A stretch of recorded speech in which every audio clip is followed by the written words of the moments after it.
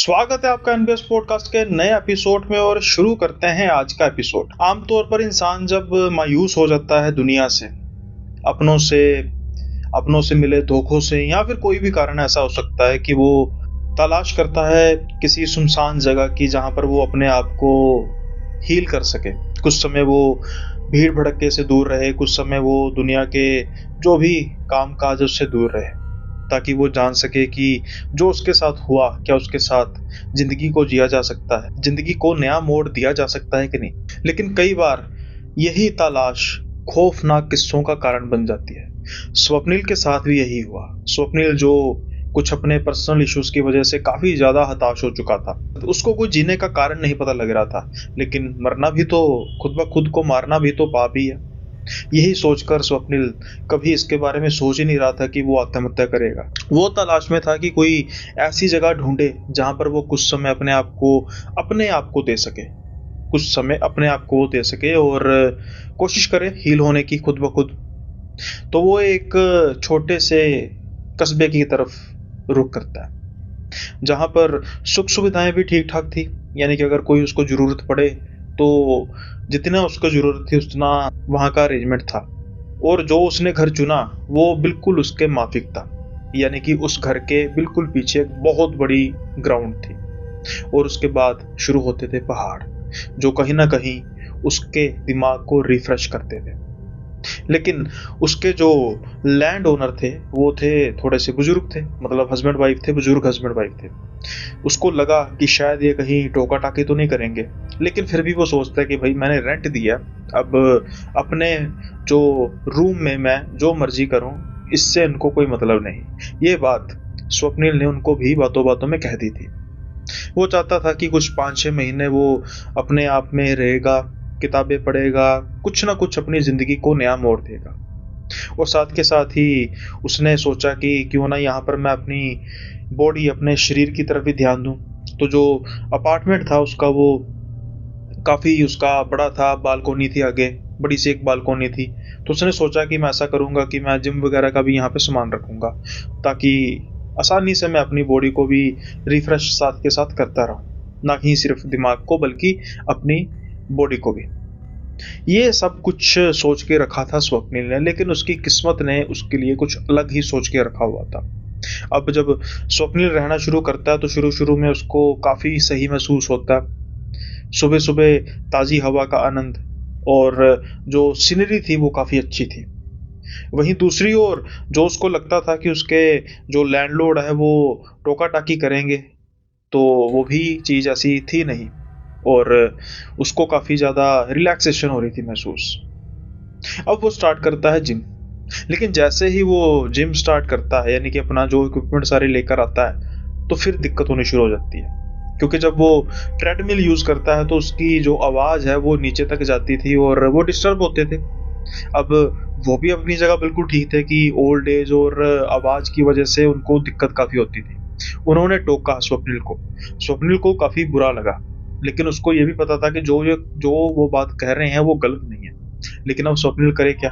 वो तो अब कह सकते हैं कि उसको जिम की आदत लग चुकी थी। फिर उसके दिमाग में एक विचार आता है, यार क्यों ना मैं इस ग्राउंड में चक्कर लगाऊं। लेकिन जिस चीज से भागता भागता वो आया था वो तो सारी चीजें उस ग्राउंड में मौजूद थी, मतलब कि तकरीबन वो सारे दिन वहां पर भीड़ ही लगी रहती थी। दिन के समय वहां पर बच्चे खेलते थे और शाम के समय वहां पर लोग जॉगिंग करते थे, अपना टाइम स्पेंड करने आते थे। स्वप्निल तो चाहता था कि उसके आसपास कोई और हो ही ना। अब ये समय किस समय मिल सकता था? रात के समय, और रात का भी ऐसा नहीं कि कोई 8, 8:30 के बाद, 10, 10:30 तक वहां पर भीड़ रहती थी। या उस समय का जो उस इलाके के लोग थे प्रेफर करते थे वहां पर ही रुकना, कि शाम के समय में सैर भी हो जाएगी खाना खाने के बाद। तो स्वप्निल ये चीज नोट करता है काफी दिन की कितने बजे के बाद ये जो ग्राउंड है वो बिल्कुल सोना हो जाता है। तो स्वप्निल 10 बजे के बाद का टाइम उसको लगता है कि मैं अब वहां पे जाके जॉगिंग कर सकूंगा। अब जब वो पहले दिन जाने की कोशिश करता है तो उसके लैंडलॉर्ड उसको रोकते हैं कि बेटा कहाँ जा रहे हो। स्वप्निल को ये अच्छा नहीं लगता कि भाई मैं जहां पर मर्जी जाऊं, जब दरवाजा साइड पे दूसरा लगा हुआ है, मैं अपनी मर्जी से आऊं, अपनी मर्जी से जाऊं, ये कौन होते हैं मुझसे पूछने वाले। लेकिन फिर भी उसने नकली सी हंसी हंसते हुए कहा कि बस आंटी, मैं पिछले ग्राउंड की तरफ जा रहा हूँ, मैं सोचा थोड़ी देर जॉगिंग कर लूँ, अब आप ट्रेडमिल तो करने नहीं देते। अब ये सुनने की देर थी तो जो ओल्ड लेडी थी वो थोड़ी सी परेशान हो जाती है। वो कहती हैं कि बेटा, मैं तुम्हें भी पता है कि वैसे तो हम मना नहीं करते, लेकिन अब इतनी आवाज आती है तो हम डिस्टर्ब हो जाते हैं। जॉगिंग करना क्या जरूरी है, और वो भी इस समय?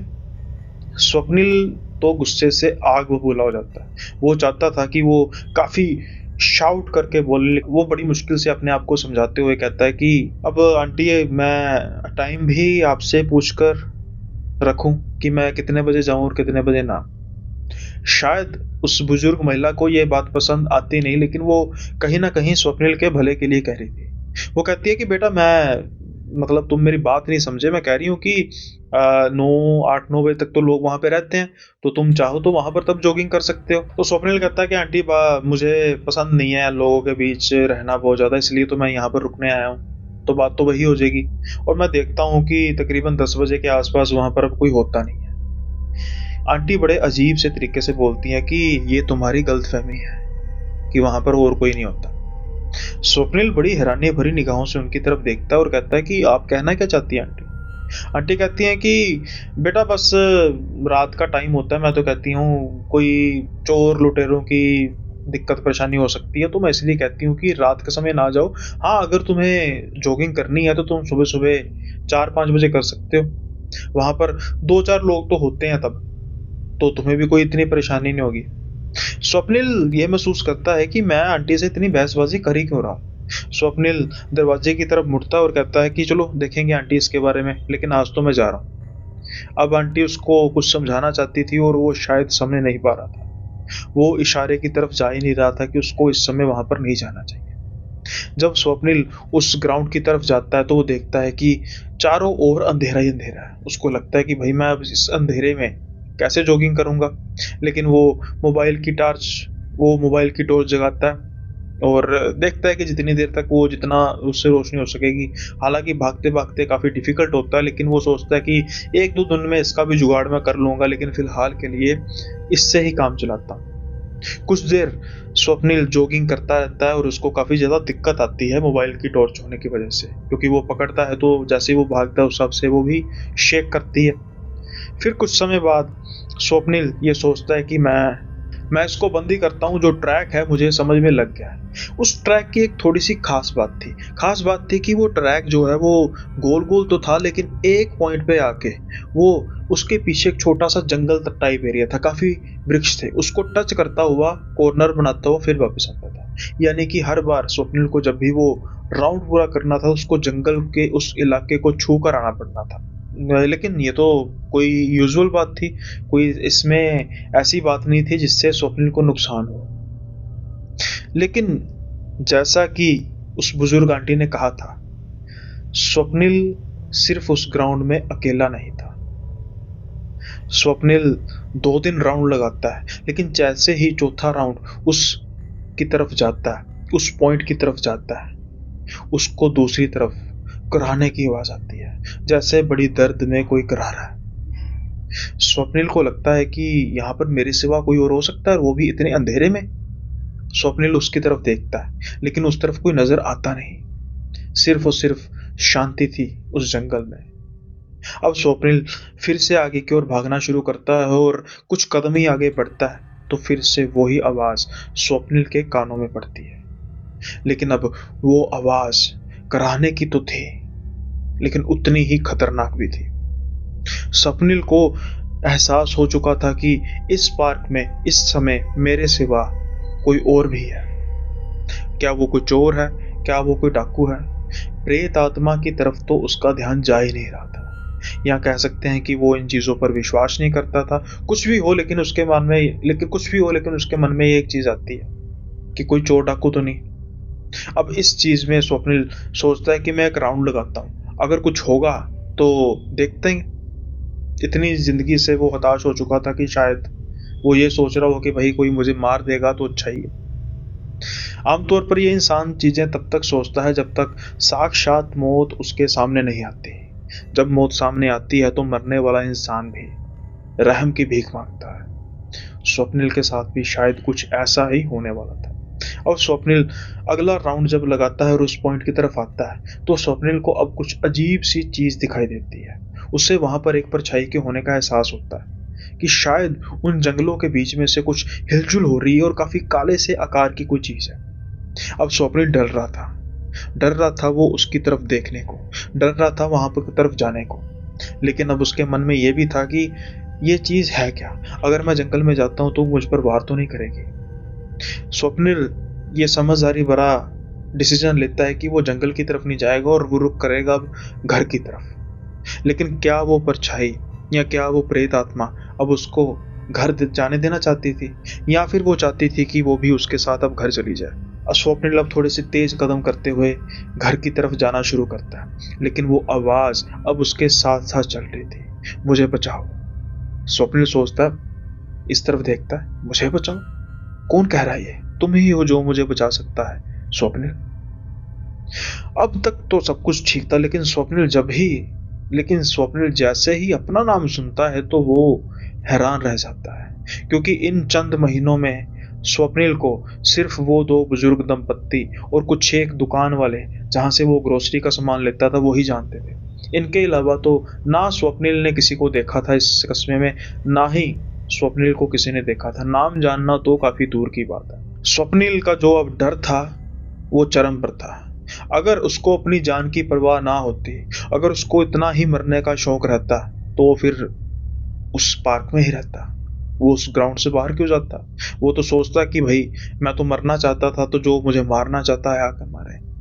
लेकिन ये जो बातें होती हैं अपने आप को मारने की, जिंदगी से प्यार ना होने की, तब तक ही जायज लगती हैं जब तक इंसान इनसे दूर होता है। जैसे ही खौफ बढ़ता है तो इंसान को अपनी जिंदगी प्यारी लगने लग पड़ती है। ठीक इसी तरीके से स्वप्निल भी अब घर की तरफ तेज तेज चलना शुरू करता है, या यूं कहें कि भागना शुरू कर देता है, क्योंकि जो उसको आसपास का माहौल था वो कुछ ठीक नहीं लग रहा था। जो आवाज एकदम से सीरियस होकर कह रही थी कि तुम ही हो जो मुझे बचा सकते हो स्वप्निल, अब फिर वो गुस्से से आती है, स्वप्निल मुझे बचाओ। लेकिन स्वप्निल अब पीछे मुड़ के देख नहीं रहा था, लेकिन उसकी चाल अचानक से धीमी होनी शुरू हो जाती है, क्योंकि उसको महसूस होता है कि उसके टांगे हैं जो कोई पकड़ रहा है, जैसे कोई बच्चा है जो उसकी टांगों को पकड़ कर बैठा हुआ और उसको आगे नहीं जाने दे रहा। स्वप्निल तो डर के मारे पीछे देख ही नहीं रहा था, ना ही वो अपनी टांगों की तरफ देख रहा था कि कोई चीज लगी है या क्या। बस वो चाहता था तो बिल्कुल ठीक अपने सामने अपने घर में एंटर होना चाहता था। जैसे तैसे करके स्वप्निल अपने घर में आता है। वो जल्दी से अपने रूम में आता है, दरवाजा बंद करके वो खिड़की के आगे पर्दा कर देता है जहां से वो ग्राउंड नजर आता था। अब वो अपने बेड पर लेटता है। सिर्फ 10 मिनट ही हुए होते हैं तो स्वप्निल थोड़ा सा रिलैक्स होकर सोचता है कि शुक्र है, पता नहीं क्या चीज थी, शुक्र है मैं अब अपने रूम में हूँ, यहाँ पर मैं सेफ हूँ। लेकिन अभी वो बस सोच ही रहा था कि अचानक से दरवाजा तेज से खटखटाना शुरू हो जाता है। स्वप्निल की हिम्मत नहीं पड़ रही थी कि वो दरवाजे की तरफ जाए और दरवाजा खोल ले, क्योंकि अगर वो बुजुर्ग दंपत्ति में से कोई होता तो जरूर उसको आवाज लगाता। लेकिन क्या उसके बाद भी स्वप्निल उस दरवाजे को खोलता? क्योंकि ग्राउंड में भी तो कोई था जो उसको आवाज लगा रहा था उसके नाम से। स्वप्निल धीरे धीरे उस दरवाजे की तरफ जाता है, महसूस करने की कोशिश करता है, नीचे की तरफ देखता है कि कोई खड़ा है। उसको 2 पैर नजर आते हैं। वो आंटी को पुकारता है, लेकिन दरवाजा फिर तेज से पीटना शुरू हो जाता है, जैसे बाहर कोई बहुत जल्दी में है अंदर आने को। फिर वो अंकल को पूछता है कि अंकल कहीं आप तो नहीं? दरवाजा फिर से तेज से बाहर कोई जैसे पीट रहा होता है। बड़ी ही सर्द सी आवाज आती है, स्वप्निल। ये आवाज ना ही उस बुजुर्ग औरत की थी, ना ही उस बुजुर्ग आदमी की। स्वप्निल तो बस अपने बेड की तरफ भागता है, अपने आप को पूरे कंबल में जैसे गुम सा कर लेता है। सुबह होती है। स्वप्निल जब उठता है तो उससे चला नहीं जा रहा था। उसके टांगों में तो जैसे किसी ने कांटे चुभो दिए थे। और ठीक शायद वैसा ही था, क्योंकि स्वप्निल जब अपना ट्राउजर उतारता है, उसका बाहर से ट्राउजर तो बिल्कुल ठीक था, लेकिन जैसे ही वो अंदर की तरफ देखता है तो अंदर उसकी टांगों पर कट लगे हुए थे, जैसे कि उसको रात को किसी ने रोकने की कोशिश की थी कंटीली तारों से। ऐसा हो कैसे सकता था कि जो ट्राउजर है वो बिल्कुल ठीक हो और अंदर उसकी टांगों पर कट लगे हों। स्वप्निल ये बात समझ चुका था कि जो भी कल रात मेरे साथ हुआ वो कुछ नॉर्मल नहीं था, और अब मैं अगर रात को तो छोड़ो, मैं दिन के समय में भी उस ग्राउंड में जाऊं तो ठीक नहीं होगा। स्वप्निल अब शर्मिंदा था पिछली रात की अपनी हरकत से, जो उसने उस बुजुर्ग औरत के साथ की थी, जो व्यवहार उसने उस आंटी के साथ किया था। क्या वो उस व्यवहार के साथ अब बात कर सकता था आंटी से? लेकिन वो परेशान था, वो डरा हुआ था। शायद इस चीज को उस बुजुर्ग महिला ने भांप लिया था, और वो कहती हैं कि बेटा, तुम परेशान लग रहे हो, ठीक नहीं लग रहे, सब कुछ ठीक तो है?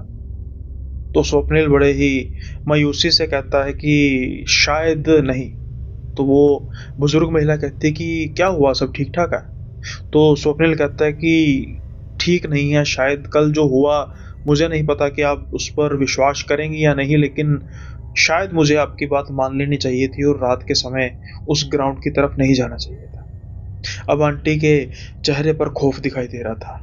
शायद उनको कुछ पहले से ही आभास था कि कुछ बुरा हो सकता है, लेकिन फिर भी वो पूछती हैं कि क्या हुआ, सब ठीक ठाक तो है? स्वप्निल कहता है कि नहीं। वो सारे का सारा किस्सा बयां करता है उस बुजुर्ग महिला को। तो फिर वो बुजुर्ग महिला कहती हैं कि बेटा, मैंने तुम्हें पहले ही कहा था कि इस समय वहां पर मत जाना, और समझदार को इशारा काफी होता है, शायद तुम वो इशारा समझ नहीं सके। स्वप्निल कहता है कि अब मैं कुछ हद तक समझ पा रहा हूं कि जो कुछ हुआ वो नॉर्मल नहीं है। वो भी जो भी चीज थी वो कम से कम इंसानी तो नहीं थी, वो थी क्या? तो फिर आंटी कहती हैं कि इस ग्राउंड का, इस पार्क का एक इतिहास है। आज से कई साल पहले यहाँ पर एक लाश मिली थी, कटी फटी बुरी हालत में, ठीक उसी पॉइंट के पास, उस जंगल की तरफ जहां पर तुम कह रहे थे कि मुझे वो आवाजें आनी शुरू हुई और किसी ने बाकायदा मेरा नाम लेकर मुझे बुलाया। अब स्वप्निल कह रहा था कि लेकिन पता कुछ लगा कि वो किसकी लाश थी? तो आंटी कहते हैं कि वो लड़का भी तुम्हारी तरह रात के समय में वहां पर जॉगिंग किया करता था, लेकिन बड़ी नॉर्मल बात थी, कभी उससे पहले भी कोई ऐसी घटना नहीं और उसके बाद भी कोई ऐसी घटना नहीं। उसके बाद तो लोगों ने वहां पर रात के समय में जाना ही बंद कर दिया, लेकिन उससे पहले तो बिल्कुल कॉमन थी, आमतौर पर लोग जाया करते थे। शायद जिस दिन उसके साथ यह घटना हुई वो अकेला था। अब उसके मौत के कारणों का कुछ पता लग नहीं सका, लेकिन कहा जाता है कि कुछ रंजिश थी, कुछ लोगों को जो उनकी आंखों में वो खटकता था। उनको पता था कि रात के समय में वो अक्सर वहां पे जॉगिंग करता है, और वो पॉइंट ऐसा है कि अगर वहां पर रोशनी भी हो तब भी उस पॉइंट की तरफ अंधेरा रहता है, और वहां पर किसी को इस तरीके से मारना कोई बहुत बड़ा काम है नहीं। जब ये घटना हुई उसके बाद जब कुछ लड़के वहां पर जाते थे, हालांकि वो ग्रुप में होते थे, और उनको बड़ी अजीब सी आवाजें वहां पर महसूस होती थी, उनको उनके नाम लेकर कोई पुकारता था। और तो और जब वो घर जाते थे तो उनका दरवाजा खटखटाया जाता था उनका नाम लेकर। स्वप्निल ने ये बात आंटी से नहीं की थी, क्योंकि उसको डर था कि अगर मैं ये बात कह देता हूं तो फिर वो मुझे घर से निकाल देंगी कि क्या भला तुम अपने साथ इस घर में ले आए। लेकिन ये बात उन आंटी को पहले से पता थी। शायद उनको ये भी पता होगा कि स्वप्निल के साथ भी ऐसा हुआ और वो बताना नहीं चाहता। धीरे धीरे जो रात के समय में लड़के जॉगिंग किया करते थे वो इलाका वीरान होना शुरू हो गया। इसलिए तो मैं तुम्हें कह रही थी कि मत जाओ, लेकिन कुछ चीजों का प्रूफ होना जरूरी होता है। मैं ये नहीं कहती कि मैं चाहती थी कि तुम्हें महसूस हो, मैं तो चाहती ही थी कि शायद इतने साल हो चुके हैं, अब वो बातें खत्म हो गई हो, लेकिन वो आत्मा, उसकी प्रेत आत्मा आज भी वहां पे भटकती है। शायद वो इंतजार में है कि कोई उसका इंसाफ करेगा, लेकिन हो कैसे सकता है? इतने साल बीत चुके हैं, पता नहीं उसके कातिल जिंदा है नहीं है, कहाँ है, किसी को कुछ नहीं पता, लेकिन वो प्रेत आत्मा आज भी उस ग्राउंड में है। और जब कोई अकेला होता है तो फिर वो कोशिश करती है उससे मदद मांगी जाए, फिर यहाँ उसको अपने साथ ही मिला लिया जाए। आई होप आपको ये किस्सा पसंद आया होगा, और पसंद आया तो जल्दी से लाइक कर दीजिए, शेयर कर दीजिए वीडियो को, और सब्सक्राइब करना मत भूलिएगा। अब जो अगला किस्सा है वो भी कहीं ना कहीं ऐसे ही ढीठपुने से प्रेरित है। ढीठपुना मतलब अखड़ता, मतलब कि किसी की बात सुननी नहीं। राजेश्वर कई साल पहले अपना गांव छोड़कर शहर जा चुका था और वहां पर एक अच्छी नौकरी कर रहा था। वो हायर एजुकेशन के लिए गांव से बाहर गया था और फिर बाद में कभी वापस आया ही नहीं। हाँ, गाहे बगाहे वो कभी कभी अपने दोस्तों से मिलने आ जाता था, क्योंकि उसको दोस्ती बड़ी प्यारी थी।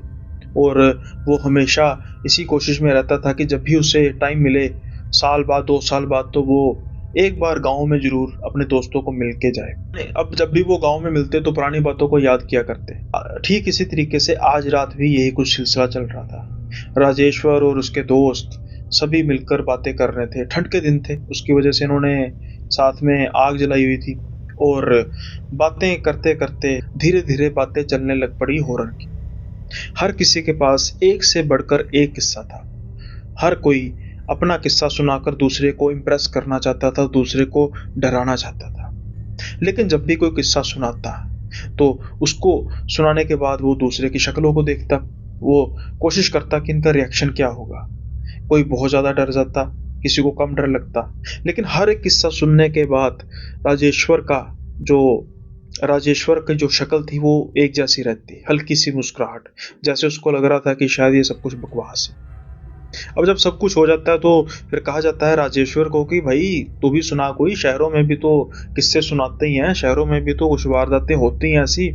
राजेश्वर कहता है कि भाई किस्सों तक ही सीमित रहो, बाकी तो सब कुछ ये बकवास होता है, ऐसा कुछ नहीं होता। लेकिन शायद उसके बाकी दोस्त इस चीज से बेखबर थे। अब चलते चलते शुरू होती है कहानी एक गांव की, जो गांव काफी समय पहले उजड़ चुका था। वहां पर कोई रहता नहीं था इंसान, क्योंकि आज भी वहां पर बसावट है, बसेरा है भूतों का, चुड़ैलों का और छलामों का। अरे भाई, उस गांव में जाने वाला रात के समय में या तो अगले दिन उसकी लाश मिलती है या फिर कोई लोग वापस आते भी हैं तो वो अपना मानसिक संतुलन खो देते हैं। राजेश्वर का दोस्त दीपक ये सबको किस्सा सुना रहा था। राजेश्वर का फिर से वही हाल था, उसको लग रहा था कि ये सब कुछ बकवास है। अब राजेश्वर बोल ही पड़ता है, अरे भाई यार सब कुछ बकवास है यार। अरे यार गांव का उजड़ने का कोई कारण होगा। अरे जिस गांव की तू बात कर रहा है मैंने अभी उस गूगल पर सर्च किया, अरे बॉर्डर एरिया वो। तो उसके दोस्त कहते हैं तो बॉर्डर एरिया क्या हुआ? अरे कोई लड़ाई लुड़ी लगी होगी, उसके बाद वो बसा ही नहीं होगा। तो फिर उसके दोस्त कहते हैं, काउंटर क्वेश्चन करते हैं, तो आसपास के गांव के बसे हैं। राजेश्वर के पास इस चीज का जवाब नहीं था, तो अब थोड़ी सी जो ये बातें थी बहस में बदलनी शुरू हो गई। तो राजेश्वर कहता है कि ठीक है यार, ऐसा करते हैं, ऐसा है तो मेरे साथ कोई है, हिम्मत है किसी के साथ, हिम्मत है किसी में मेरे साथ चलने की? यहाँ से पूरे 900 किलोमीटर दूर है, मैं अपनी गाड़ी पर उसको लेके जाऊंगा और देखते हैं कि वहां पर कुछ ऐसा होता है कि नहीं होता। अब जब ये बात सारे सुनते हैं तो किसी की हिम्मत थी नहीं कि वहां पर जाया जाए। लेकिन दीपक कहता है कि भाई मैं तेरे साथ चलूंगा और अगर कुछ ऐसा होता है तो फिर तो विश्वास करेगा। राजेश्वर कहता है कि भाई कुछ होता ही नहीं है, हम गांव के अंदर जाएंगे। दीपक कहता है कि तू गांव के अंदर जाएगा, मैं नहीं जाऊंगा। राजेश्वर कहता है ठीक है यार, कोई बात नहीं, मैं गांव के अंदर जाऊंगा, सुबह मैं गांव से वापस आऊंगा और जब मैं वापस आऊंगा फिर तुम सब ने मेरे सामने कान पकड़कर उठक बैठक करनी है और मानना है कि ऐसी कोई चीजें होती नहीं। चैलेंज एक्सेप्टेड, सभी यही कहते हैं। लेकिन दीपक थोड़ी सी अजीब आवाज में कहता है, क्योंकि उस मौत के मुंह में उसको भी तो जाना था। लेकिन फिर भी अब वो कहता है कि ठीक है, चलेंगे चलेंगे हम उस गांव की तरफ। अब इंतजार होता है राजेश्वर की अगली ट्रिप का, क्योंकि बहुत दूर का इलाका था, राजेश्वर को छुट्टियां भी लेनी पड़नी थी। तो फिर राजेश्वर किसी तरीके से 1 हफ्ते की छुट्टी लेता है कि भाई अगले साल जब 1 साल बीत जाता है इस चीज को, तो मैं थोड़ी सी ज्यादा छुट्टियां लेकर आता हूँ। अब वो चल पड़ते हैं उस खौफनाक सफर की ओर। राजेश्वर तो बिल्कुल निश्चिंत था। जैसे जैसे किलोमीटर की सुई आगे की ओर बढ़ती जा रही थी, या यूं कहें कि उस गांव की तरफ सफर कम होता जा रहा था, राजेश्वर की एक्साइटमेंट बढ़ती जा रही थी। लेकिन वहीं दूसरी ओर दीपक तो मानो उसका डर दुगना होता जा रहा था कि रात के समय में मैंने कह तो दिया, लेकिन भाई जिस गांव के अंदर बहुत कुछ होता है उस गांव की सीमा पर कुछ तो होता होगा। राजेश्वर गांव के अंदर जाएगा, और उसके बाद फिर मैं तो अकेला आऊंगा, फिर क्या होगा? यही सवाल उसके मन में काफी ज्यादा कुतूहल मचा रहे थे। लेकिन अब वो करे तो करे क्या? अब वो गाड़ी में बैठ चुका था और गाड़ी काफी आगे तक जा चुकी थी। पीछे रहने का तो सवाल ही नहीं था। ठीक रात के 1 बजे वो उस गांव में पहुंचते हैं। जब वो उस गांव में पहुंचते हैं तो पहले तो राजेश्वर भी उस गांव की दशा देख के डर जाता है। अब आप में से कुछ लोग कहेंगे कि भाई उसका नाम तो लो। गांव का नाम मैं नहीं लूंगा। उसका कारण ये है कि भाई आप ये सोच लो कि कहानी नकली है, ये है सब कुछ। जो आप सोचना चाहते हो सोचो, मैं उसमें कोई जस्टिफिकेशन नहीं दे सकता। लेकिन अगर मेरे द्वारा गांव का नाम सुनकर कोई सरफिरा वहां पर चला जाए और कुछ अगर बुरा हादसा हो जाए तो इसलिए भाई ना मैं ऐसे काम करता हूँ जिससे कोई नुकसान किसी को हो। ये एंटरटेनमेंट के लिए है। आप डरते हैं, आपको अच्छा लगता है, बढ़िया बात है। इससे बढ़कर मैं कुछ चाहता नहीं। मैं नहीं चाहता कि कोई किसी भी तरीके की मुसीबत में फंसे मेरी वजह से।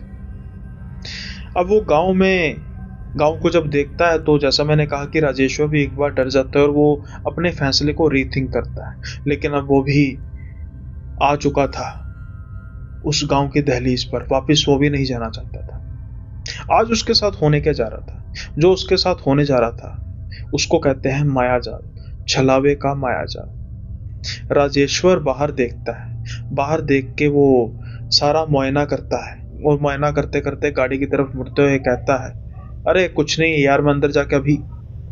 वो देखता है कि मेरा दोस्त दीपक कहाँ पे गया? वो भी तो गाड़ी में बैठा हुआ था।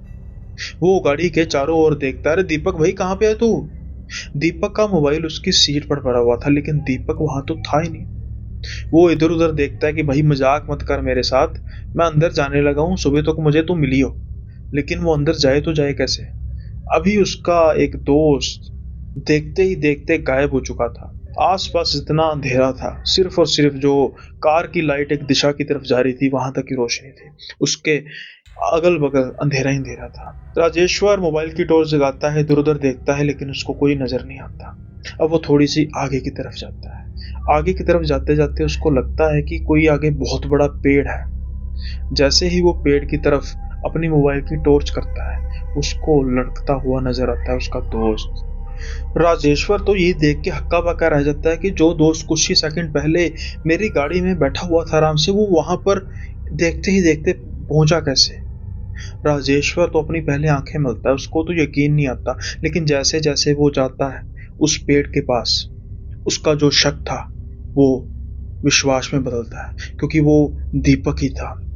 खून से सनी हुई उसकी लाश पेड़ पर लटक रही थी। उसका जो उसका जो छाती थी उसको जैसे किसी ने बड़ी ही बेरहमी से फाड़ा हुआ था। उसके अंदरूनी अंग बाहर की तरफ दिख रहे थे। राजेश्वर की तो चीख निकल जाती है। वो उसके पैरों को पकड़ता है दीपक के और ऊंची ऊंची रोना शुरू कर देता है कि भाई मेरी वजह से तेरी जान गई।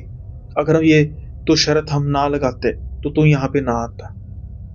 लेकिन कुछ समय बाद उसको महसूस होता है कि कुछ अजीब सा तो है। जैसे ही वो आंख खोलता है तो देखता है कि वहां पर दीपक नहीं था। वहां पर थी एक बहुत लंबी सी जड़ उस पेड़ की। ये सोचकर राजेश्वर हैरान रह जाता है कि आज उसके साथ हो क्या रहा है। क्या कोई मेरे साथ खेल खेल रहा है? लेकिन ऐसे कैसे हो सकता है कि मुझे ये बड़ी सी जड़ दीपक लगी। अब अचानक से उसको कुछ आवाज आती है कि राजू, जो राजेश्वर का घर का नाम था, राजू मुझे बचा ले, राजू मुझे बचा ले, वो देख, वो छलावे ने मुझे काट कर कुएं में फेंक दिया, मेरी मदद कर भाई, मेरी मदद कर। वो बिल्कुल पास का कुआं था जहां से दीपक की आवाज आ रही थी। राजेश्वर भागता भागता जाता है। वो क्या देखता है कि कुएं में जब वो रोशनी करता है, टॉर्च करता है, तो दीपक, जिसकी एक बाजू कटी हुई थी, जो उसके बिल्कुल पास में पड़ी हुई थी, जिसकी एक टांग कटी हुई थी, वो कराह रहा था दर्द से। मुंह उसका खून से सना हुआ था। वो फिर से एक बार आंखें मलता है कि ये मेरे साथ छलावा तो नहीं। कुआं गहरा नहीं था, यहाँ कुआं बहुत गहरा नहीं था। राजेश्वर कुएं की ओर बढ़ता है, कुएं के अंदर जाने ही लगता है। फिर उसके मन में एक बार विचार आता है कि कहीं ये मेरी आंखों का धोखा तो नहीं, कहीं मैं किसी जाल में तो नहीं फंस रहा। माया जाल, छलावे का माया जाल। अभी दीपक ने ये बात कही। वो रीथिंक करता है, लेकिन दीपक कहता है कि भाई जल्दी आ, नहीं तो मैं मर जाऊंगा। वो महसूस करता है कि जो दीपक अभी कुछ समय पहले करा रहा था, अब वो इंसिस्ट कर रहा है कि जल्दी कुएं में आ। उसकी आवाज बिल्कुल ठीक हो चुकी है, दर्द तो उसकी आवाज में है ही नहीं। फिर से दीपक कहता है कि भाई क्या सोच रहे हो, जल्दी आओ उस कुएं में, जल्दी आओ उस कुएं में। राजेश्वर फिर से सोचता है कि मुझे जाना चाहिए या नहीं। अब दीपक काफी गुस्से से कहता है कि तू आएगा कि नहीं। जैसे ही ये आवाज सुनता है राजेश्वर, शायद उसको कहीं ना कहीं महसूस होता है कि ये भी आंखों का धोखा है और मायाजाल है किसी छलावे का। अब राजेश्वर भी इन बातों पर विश्वास कर रहा था, जो बातें पिछले साल उसके दोस्त कर रहे थे, जो कहानियां वो सुना रहे थे छलावों की, भूतों की, प्रेतों की। राजेश्वर उल्टे पांव पीछे जाना शुरू होता है। वो धीरे धीरे बढ़ता है अपनी कार की तरफ।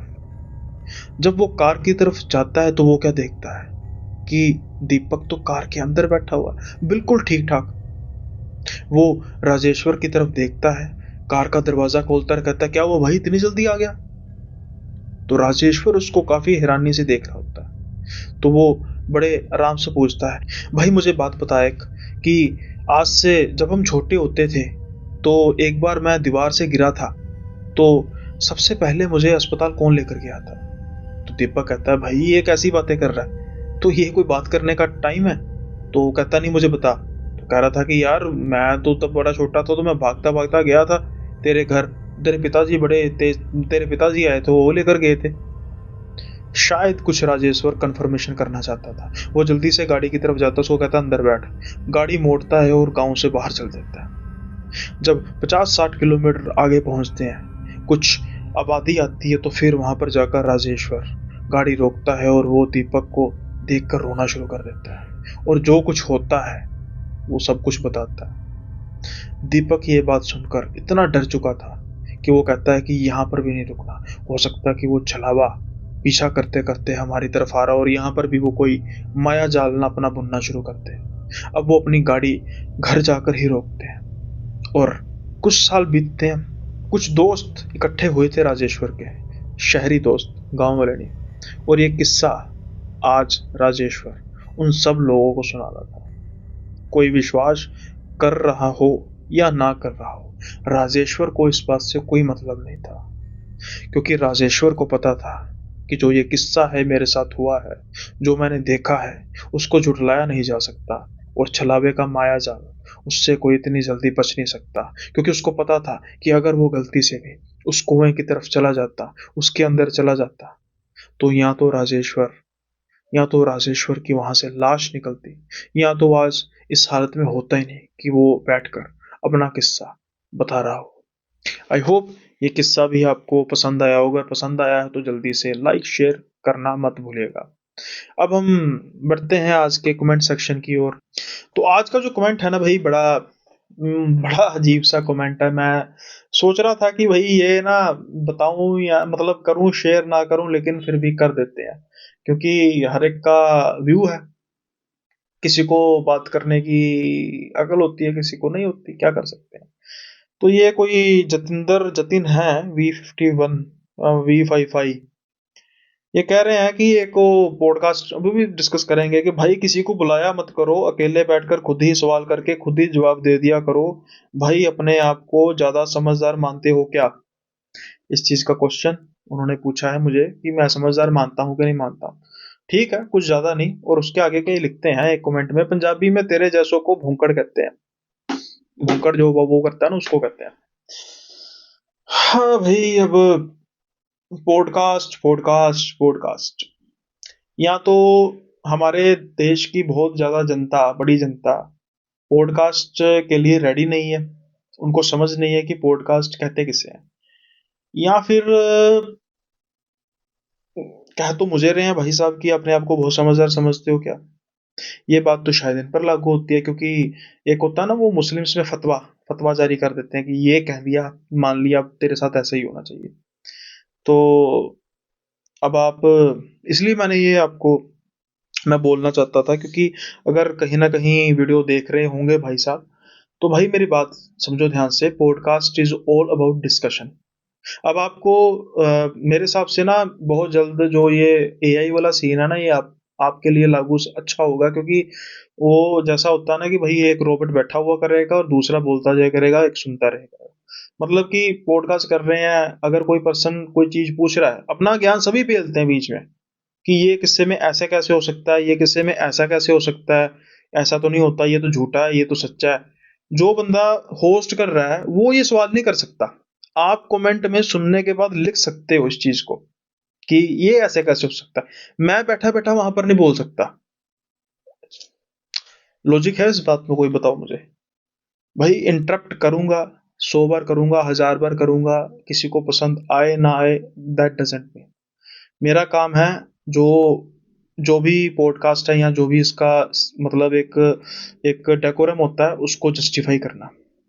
या तो आपको आप ऐसे पॉडकास्ट सुनते हो जहाँ पर जो होस्ट है वो पंजाबी में, आपने भी पंजाबी में भोंकड़ कान, वो उसको कहते हैं पंजाबी में डोनवट्टा, कि डोनवट्टा बन के बैठा रहता है और जो सामने बोलता आके चला जाता है। भाई मैं किसी को बड़ी आसानी से जाने नहीं देता। एक गेस्ट मेरे साथ आया, एक गेस्ट जो आया है मेरे पॉडकास्ट पे, वो पॉडकास्ट शुरू होने से पहले और शुरू होने के बाद उसका बहुत आदर मान है, लेकिन जब वो अपनी बात कर रहा है ना, तो मैं उसकी जस्टिफिकेशन मांगूंगा।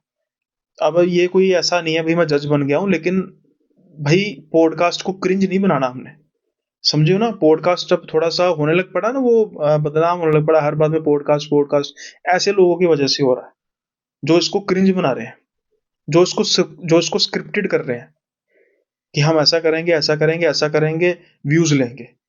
मुझे भाई ठीक है, व्यूज से प्यार है, ऐसी नहीं है, चाहते हैं, पर मैं मतलब इनजस्टिस करके नहीं, अपने अपने प्रोफेशन से इनजस्टिस करके व्यूज नहीं लूंगा। यार अगर व्यू लेने होते, वो सिद्धू भाई वाला जो था पॉडकास्ट, उसमें मैं वो ना लगा देता, थंबनेल ना लगा देता सिद्धू भाई का, मुझे भी वो नहीं मिलने थे, उसकी रील ना बना देता, सब कुछ मिलने थे। लेकिन मैं ऐसे काम नहीं कर सकता, और क्रिंज तो बिल्कुल नहीं मैं बना सकता कंटेंट, चाहे चले ना चले, उस चीज का कोई मतलब नहीं। तो जो भी आप सुन रहे हो जितेंद्र जी, आप ऐसी जगह पे जाइए जहां पर आपको ऐसा कंटेंट मिलता है, ये चैनल आपके लिए नहीं है। और ना ही मुझे ऐसे व्यूअर्स चाहिए जिनको ना बोलने की तमीज है, ना उनको लिखने की तमीज है। सो हो सकता है कि आप में से जो मेरे रेगुलर व्यूअर हैं, वो कहेंगे भाई ऐसे लोगों को इग्नोर करा करो। भाई मैं इग्नोर ही कर रहा हूँ, उसको मैंने कोई जवाब नहीं दिया। उसको वीडियो में इसलिए जवाब दिया है कि जो अगर ऐसे लोग मेरा कंटेंट देखते तो वो देखना छोड़ दे। ठीक है ना, सब कुछ है, मैंने पैसा कमाना है, मैंने जो भी है मतलब अपनी स्टोरी से जो कुछ करना है, लेकिन मैं ऐसे जो लोगों को एंटरटेन नहीं कर सकता, और मैं ऐसी चीजों को मतलब कर भी नहीं सकता कि भाई कोई मतलब, यार आपको पॉडकास्ट का मतलब ही नहीं पता और आप देखने आ जाते हो पॉडकास्ट को। स्मार्टफोन सबके पास है, लेकिन उसको चलाने वाला हर कोई इंसान स्मार्ट नहीं होता, ये बात बिल्कुल सच है। और कहीं ना कहीं ये आप जैसों पर लागू होती है। जितना हार्ड आपका जो रिमार्क्स थे, अब मेरा उतना हार्ड आपको रिस्पॉन्स है। देख रहे होंगे तो ध्यान से सुन लेना भाई। चैनल अगर मेरा सब्सक्राइब किया तो उसको अनसब्सक्राइब करना मत भूलना। उल्टी बात बोली है मैंने, क्योंकि I don't want the viewers like you. So इसके अलावा कुछ जैसा मैंने लास्ट में कहा था कि 40 मिनट से ज़्यादा की वीडियो, फिर भाई स्टोरीज का थोड़ा सा आपको कॉम्प्रोमाइज़ करना पड़ेगा। काफ़ी अपने जो भाई व्यूअर्स हैं वो कहते हैं कि जो स्टोरी है वो पहली मतलब एक स्टोरी 20 मिनट की हो, 40 मिनट की हो, इतनी बड़ी स्टोरीज भाई होगी तो मैं जरूर मतलब करूंगा नरेट। अब जहां से मुझे सबमिशन आती है उसकी छोटी स्टोरी होगी तो मैं क्या कर सकता हूँ ना। तो प्लीज इस चीज को लेकर कोऑपरेट कीजिए कि स्टोरी छोटी, कई स्टोरी मेरी बहुत लंबी होती हैं, तो होती हैं तो मतलब आती हैं तो उस हिसाब से बन जाती हैं, कई स्टोरी इतनी लंबी नहीं हो पाती। तो फिर मेरी अभी यही कोशिश होती है कि मैं 40 मिनट का आसपास का कंटेंट बनाऊं। तो उसकी वजह से फिर अब जो छोटी स्टोरीज है उसको भी इंक्लूड करना पड़ता है।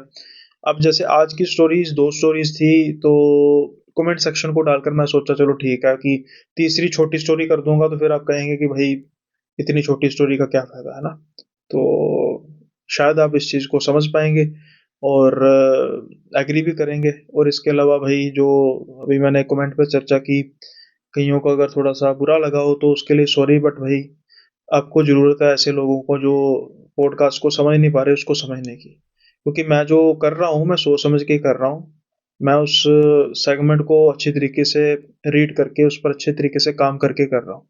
और मेरे आने वाले पॉडकास्ट भी ऐसे ही होंगे, क्योंकि ऐसा नहीं है ना कि भाई मैं पब्लिक ओपिनियन को देख के अपना जो नेचर ऑफ वर्क है उसको बदल दूं। दिस इज ओपन प्लेटफॉर्म, है ना। नौकरी मैंने ऐसे, ये गुलामी मैंने क्यों छोड़ी थी, इसीलिए छोड़ी थी कि भाई अपनी मैं फ्री माइंड होकर काम कर सकूं। किसी की बेड़ियों में जकड़ कर काम करना मेरी आदत नहीं है। अच्छी सुजेशन है किसी की, जैसे ये भाई स्पार्टाकस भाई कहते हैं, वो कई बार फील कर लेते हैं, अब उन्होंने नाम चेंज कर लिया कि भाई आप मेरी बात मानते नहीं, तो कुछ बातें मानता भी हूँ जो धीरे धीरे एप्लीकेबल होती हैं। कईयों की सजेशन होती है जो मानने लायक होती है, कईयों की सजेशन है जो अभी मुझे लगता है ओके, पर मैं उस पर काम नहीं कर पा रहा, बहुत ज्यादा अ, समय की कमी है। तो एडिटिंग में वो जरूरत चीज़ों की ज़रूरत होगी, तो वो मैं अभी नहीं उतना समय दे पा रहा, धीरे धीरे उसको करूँगा।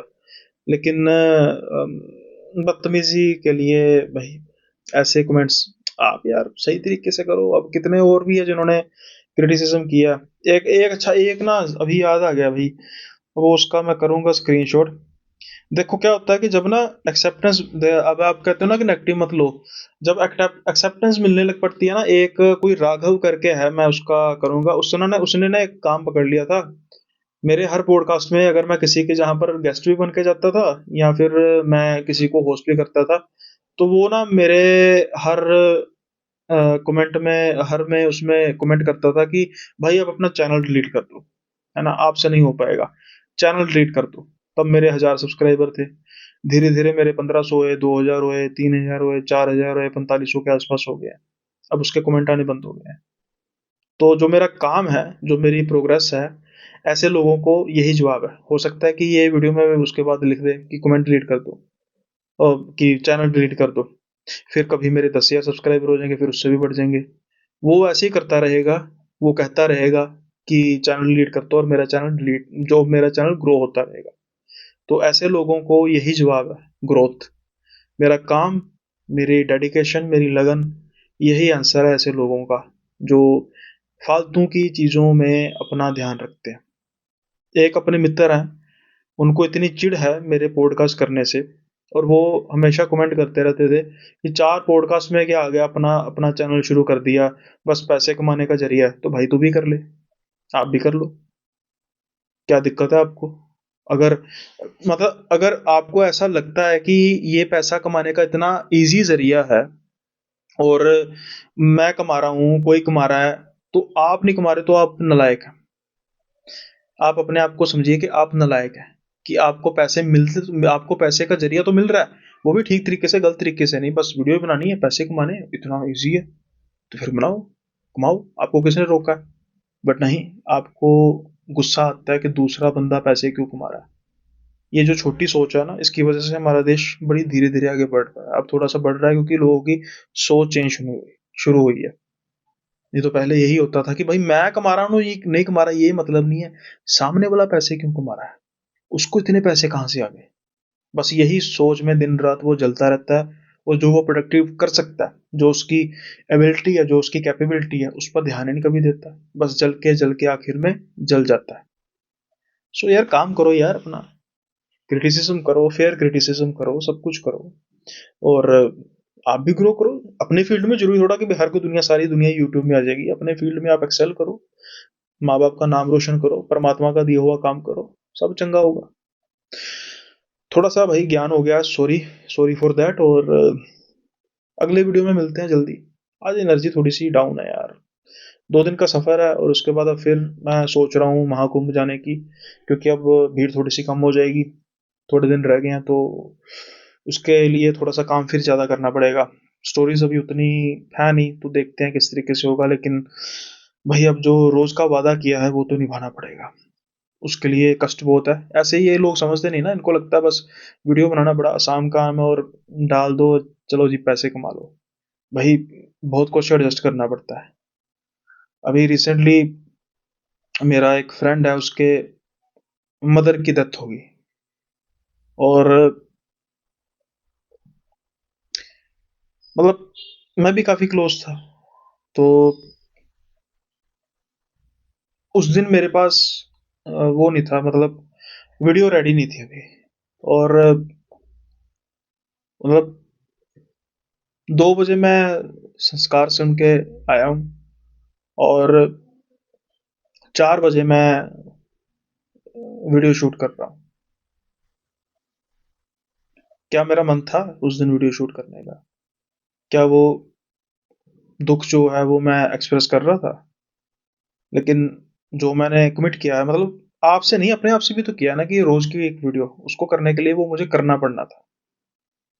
भाई, सिर्फ पैसा नहीं नजर आना चाहिए, काम भी नजर आना चाहिए, डेडिकेशन नजर आनी चाहिए। मैं ये नहीं कह रहा कि मेरी आप डेडिकेशन को सपोर्ट कीजिए, ऐसा कीजिए भाई, देखो मैं कितना काम कर रहा हूँ, मेरे जैसे कितने चलते फिरते हैं, बहुत है। लेकिन भाई, आप दूसरों के काम की रिस्पेक्ट करनी शुरू कर दो, परमात्मा आपके काम की रिस्पेक्ट करेगा। इसी के साथ ही आज का वीडियो खत्म करते हैं, अगले एपिसोड में मिलेंगे नए किस्सों के साथ। तब तक के लिए बाय बाय, अपना ख्याल रखिए।